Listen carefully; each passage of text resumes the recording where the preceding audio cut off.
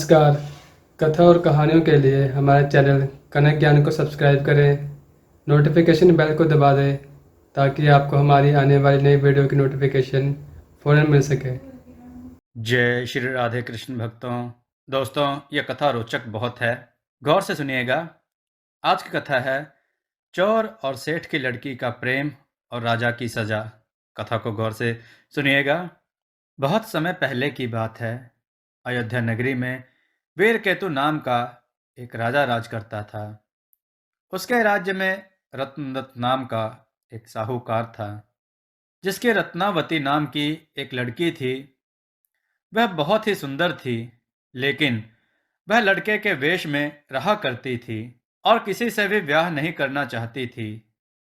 बहुत सारे राजा महाराजा उससे विवाह करने के लिए आए, लेकिन रत्नावती ने सबको इनकार कर दिया, जिसके कारण उसके पिता बड़ा दुखी रहते थे।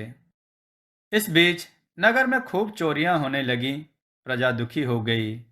कोशिश करने पर भी जब चोर पकड़ में ना आया, तो राजा स्वयं उसे पकड़ने के लिए निकले। रत्नावती को एक अजीब तरह की आदत थी। उसे फल चुरा के खाने में आनंद आता था। इसी तरह एक रात जब वह एक पेड़ से फल तोड़ने की कोशिश कर रही थी कि उसी समय चोर वहां से गुजरा। जब उसने रत्नावती को फल चोरी करते देखा, तो उसकी मदद की और उसे फल तोड़ना सिखाया। रत्नावती प्रत्येक रात फल तोड़ने आती और चोर जब उधर से गुजरता तो उसकी मदद करता। धीरे धीरे दोनों में लगाव हो गया। इधर कई दिनों से राजा से जब चोर पकड़ में नहीं आया, तब उसने चोर को पकड़ने के लिए लोहा लोहे को काटता है वाली बुद्धि का उपयोग किया।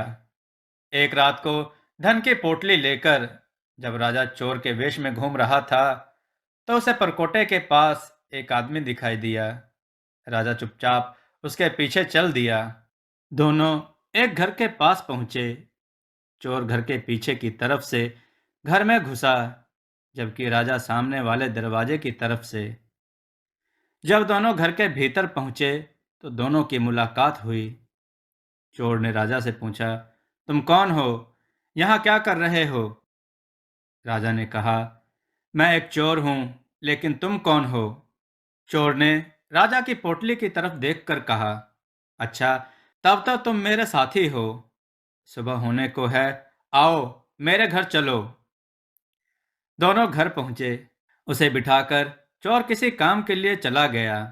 इसी बीच उसकी दासी वहां आई और बोली, तुम यहाँ क्यों आए हो? चोर तुम्हें मार डालेगा, भाग जाओ यहाँ से।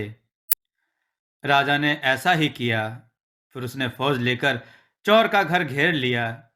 जब चोर ने यह देखा, तो वह लड़ने के लिए तैयार हो गया। दोनों में खूब लड़ाई हुई। अंत में चोर हार गया। राजा उसे पकड़कर राजधानी लाया और उसे सूली पर लटकाने का हुक्म दे दिया।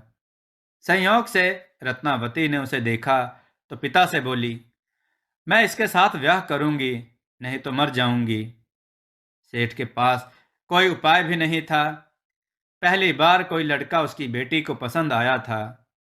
उसने राजा को खूब विनती की। चोर का सारा जुर्माना भी देने के लिए वह तैयार हो गया, पर राजा ने उसकी बात न मानी और चोर को सूली पर लटका दिया। सूली पर लटकने से पहले चोर बहुत रोया, फिर खूब हंसा। चोर के सूली पर लटकने के कुछ देर बाद रत्नावती वहां पहुंच गई और चोर के सर को लेकर सती होने के लिए चिता में बैठ गई। उसी समय देवी ने आकाशवाणी की, मैं तेरी पति भक्ति से प्रसन्न हूं, जो चाहे सो मांग। रत्नावती ने कहा, मेरे पिता को कोई पुत्र नहीं है, सो वर दीजिए कि उन्हें पुत्र की प्राप्ति हो। देवी प्रकट होकर बोली, यही होगा, और कुछ मांगो। वह बोली, मेरे पति जीवित हो जाएं। देवी ने उसे जीवित कर दिया। दोनों का विवाह हो गया। राजा को जब यह मालूम हुआ, तो उन्होंने चोर को अपने दरबार में रख लिया। इतनी कहानी सुनाकर बैताल ने पूछा, हे राजन, यह बताओ कि सूली पर लटकने से पहले चोर क्यों जोर जोर से रोया और फिर क्यों हंसते हंसते मर गया? अगर तुम जानते हुए भी उत्तर नहीं दोगे, तो मैं तुम्हारे सर के टुकड़े टुकड़े कर दूंगा। बुद्धिमान राजा उत्तर जानते थे।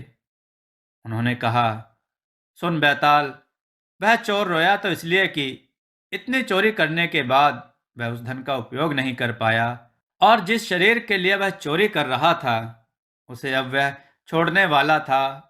और हंसा इसलिए कि रत्नावती बड़े बड़े राजाओं और धनिकों को छोड़कर उस पर मुग्ध होकर मरने को तैयार हो गई। स्त्री के मन की गति को कोई नहीं समझ सकता। मित्रों, आपको यह कथा कैसी लगी? अपने विचार और सुझाव कमेंट करके जरूर दें। कथा को लाइक करें, चैनल को सब्सक्राइब करना ना भूलें। जय श्री राधे कृष्ण।